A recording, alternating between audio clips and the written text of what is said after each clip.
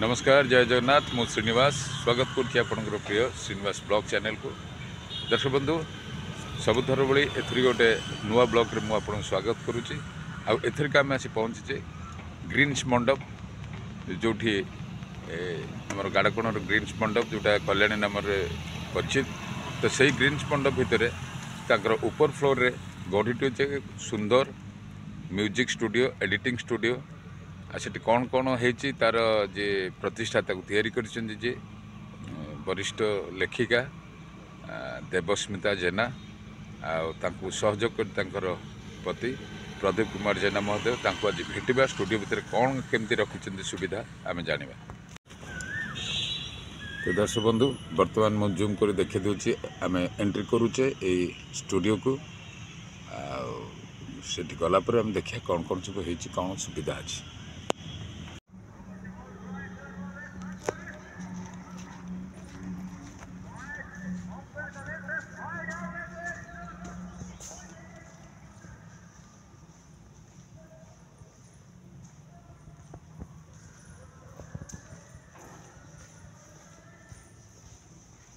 Studio को entry first floor को आम ग्राउंड फ्लोर जाऊे सीढ़ी द्वारा देखो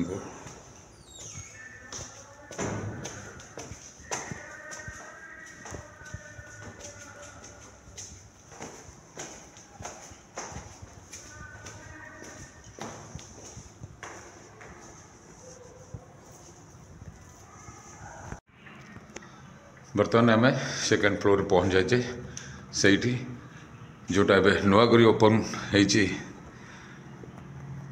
मिस्टर देवस्मिता जेनांकर जो स्वप्नर स्टूडियो पीपी सिम्फोनिया बर्तमान आम जा भीतर कौन रही देखा। नमस्कार आज्ञा नमस्कार। दर्शक बंधु बर्तमान आसी आम पहुँचीगले पीडी सिम्फोनिया म्यूजिक स्टूडियो बर्तमान आ भीतर कौन कौन सुविधा रही मुझे देखी दूची देखी नियंतु।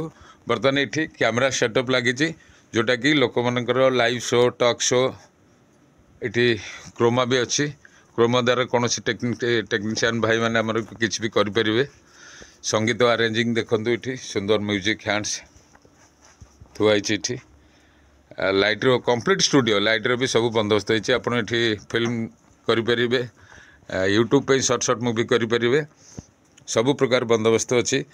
तो पचारि बुझिया मैडम अच्छा आमर देवस्मिता जेना मैडम मैडम नमस्कार आपन को जहाँ आपणकर स्वप्नर जो स्टूडियोटी आज साकार होती तो कौन केमती रही मैडम टी कहतु।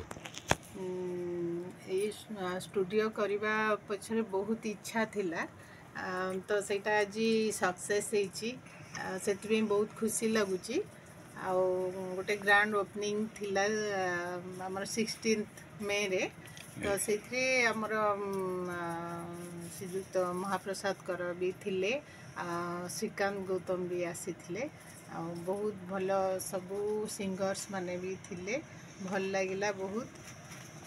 एटार मेन उद्देश्य हूँ आम सब जो मैंने गाई पारना सुजोग पाऊना सेमती पिला भी आम रखीचु जो मैंने तांकर निजर प्रतिभा देखई पारे प्लस बहुत भल भल सिंगर्स भी आसुचंदी आमर ये फेसबुक इंस्टाग्राम यूट्यूब रे सब जापार भल चलती रेकर्डिंग भी हो पार्ची। अच्छा बर्तमान ये जो सेटअप रखी आप रेकर्डिंग सेटअप आम देखु ये मेसीन तो अच्छी स्टूडियो कंप्लीट ये गोटे स्टूडियो सेटअप लगे आधे कौन बजेट प्रोफेशनल स्टूडियो भाई आप कौन अन्य बजेट ने ना कि जमी कहले सहयोग करेंगे। हाँ सेटा प्रोफेशनली तो यहाँ चलो से सब अच्छा टेक्नीशियंस माने अच्छा रही तो से माने भी सब चलो ये सब जिन। मैडम आपणकर भी रुचि रही संगीत भितर आपन को भी सुंदर सुंदर गीत गाते तो आमको आपणकर से गीत झलक किसी शुणेबे बोले आशा मुझे चाहिए आपन टे आसबे ये आम जो अच्छी फ्लोर फ्लोर भितर छिड़ा टे सहयोग करेंगे। मैडम आउ टे कहतु आमको कौन कौन सुविधा अच्छी केमती कौन कर स्टूडियो आमर तो म्यूजिक हुए फेसबुक लाइव हुए ପ୍ଲସ୍ ଆମେ ରଖିଛୁ କବିତା ଯେଉଁମାନେ ବି ଚାହୁଁଛନ୍ତି ମାନେ ଘର ଭିତରେ ରହିଯାଉଛନ୍ତି, ଏଇଠି ଆମର ପିଡି ସିମ୍ଫୋନିଆ ଅଛି, ଏଇ ଷ୍ଟୁଡ଼ିଓରେ ସବୁ ରେକର୍ଡ଼ିଂ ବି ହେଉଛି। ଆପଣ ଆସିପାରିବେ। ଏଇଟା ଗ୍ରୀନ୍ସ ଆମର ମଞ୍ଚେଶ୍ୱର ରେଲୱେ ଷ୍ଟାଡିୟମ୍ ସାଇଡ଼୍ରେ ଅଛି। ଗ୍ରୀନ୍ସ ମଣ୍ଡପରେ ପିଡି ସିମ୍ଫୋନିଆ ଷ୍ଟୁଡ଼ିଓ ଏବେ ଓପନିଂ ଓକେ ହେଇଛି। ଆଜ୍ଞା। ତ ସେଇଠି ଆପଣ ଆରାମସେ ଆସିକି କରିପାରିବେ।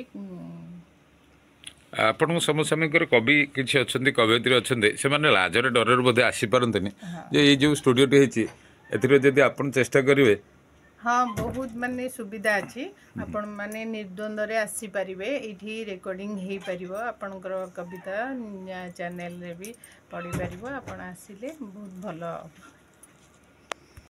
ତ ମ୍ୟାଡ଼ାମ୍ ଆପଣଙ୍କ ସୁନ୍ଦର ଭଏସ୍ରୁ ଆମକୁ ଗୋଟେ ଗୀତର ଝଲକ କିଛି ଶୁଣାନ୍ତୁ, ଆଉ ତାପରେ ଆମେ ଯିବା। ଆପଣଙ୍କର ହଜବ୍ୟାଣ୍ଡ ଯିଏ ସହଯୋଗର ମୁଖ୍ୟ ଆପଣଙ୍କୁ ଏତେ ବାଟ ଟାଣି ଆଣିଛନ୍ତି, ତାଙ୍କ ସହିତ ଟିକେ ଆଲୋଚନା କରିବା। ଠିକ୍ ଅଛି, ମୁଁ ଗୋଟେ ଭଜନ ଟିକେ ଗାଇ ଦେଉଛି। ଆଜ୍ଞା। କାଳିଆ କାଳିଆ ଏତିକି କରୁଣା ହେଉ,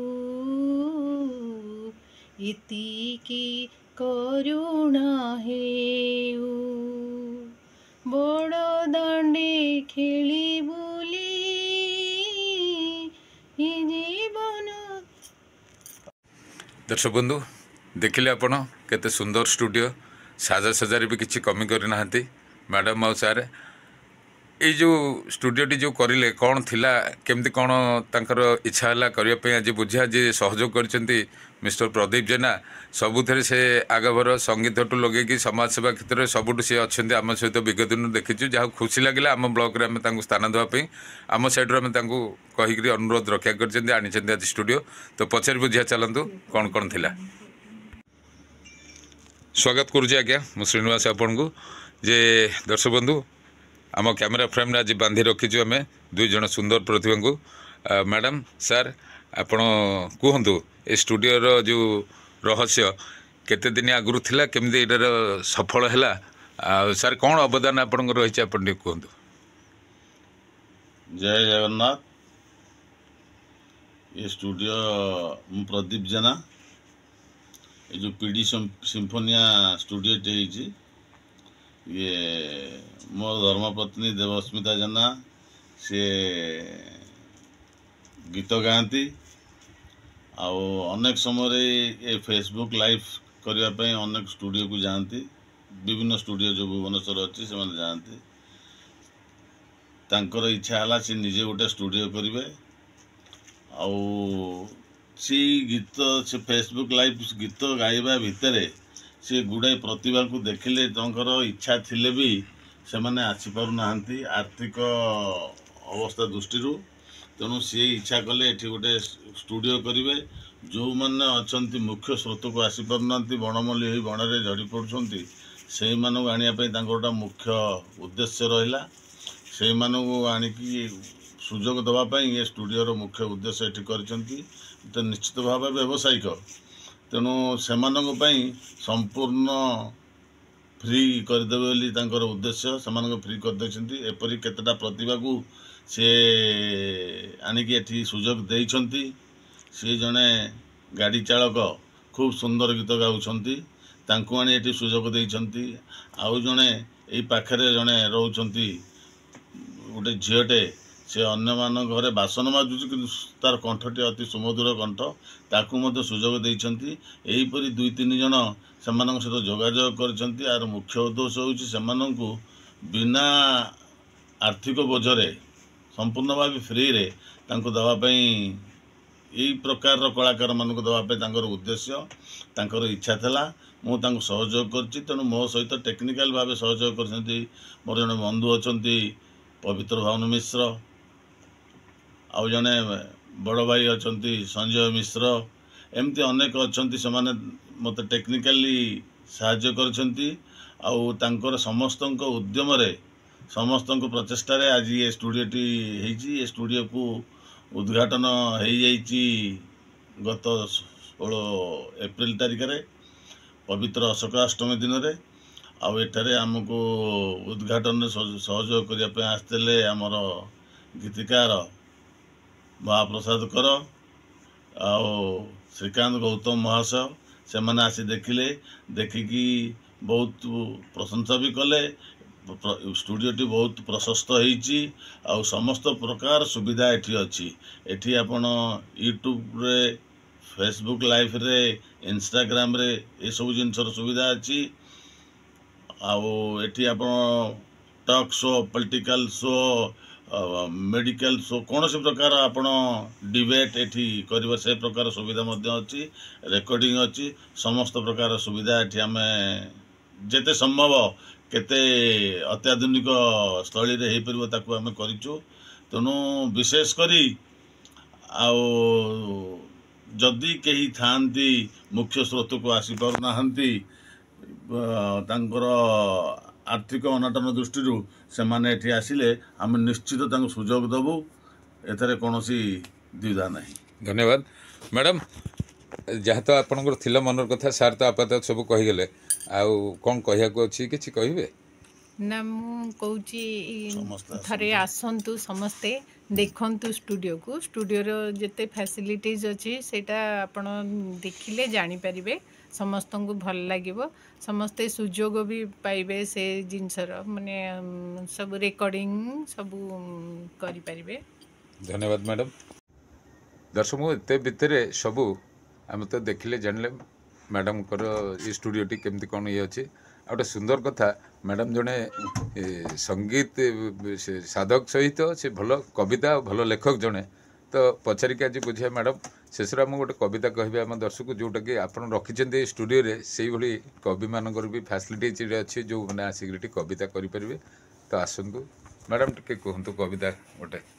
ହଁ, ମୁଁ କବିତାର ଛୋଟ ଶେଷ ଅଂଶ ଟିକେ କହିଦେଉଛି ଖାଲି। ସବୁ ପରେ ଜୀବନରେ ସମ୍ପର୍କର ଭାଷା, ବଦଳି ଗଲାଣି ତାର ରୂପ ପରିଭାଷା। ସମ୍ପର୍କର ଅଷାଢ଼ୁଆ ଦୁର୍ବଳ ହେଲାଣି, ବିଶ୍ୱାସର ହୋମ ଅଗ୍ନି ଶିଥିଳ ହେଲାଣି। ମାଳିକାର ଫର୍ଦ୍ଦ ସବୁ ସତ ଯେ ହେଲାଣି, ସତ୍ୟଯୁଗ ଫେରିବ କି ଶେଷ ହେବ କଳି। ସତ୍ୟଯୁଗ ଫେରିବ କି ଶେଷ ହେବ କଳି। Thank you.